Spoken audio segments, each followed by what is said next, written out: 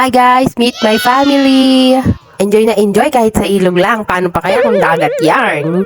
Family time muna, banding-banding, ganun. Kahit simple lang, basta may quality time sa family, okay na yon. Basta ang importante, sama-sama, para masaya. Tanggal stress din, at mga alalahanin at negative thoughts sa buhay.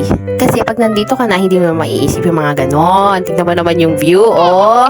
Sobrang relaxing ng paligid. Ang maiisip mo na lang ay enjoy, enjoy, mag-enjoy. Kain, ligo, langoy. Paano mo maiisip yung stress, di ba? O, di ba? Langoy na langoy kahit di marunong. Ay, gapang pala yun. Gumagapang lang pala kami.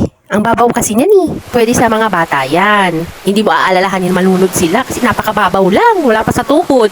Pero syempre, tingnan mo din kasi may mga batong malalaki, matutulis, madulas. So, bantay-bantay lang. O siya, mag-ingat ang lahat. Babantayin ko pa yung mga pamangkin ko. Bye!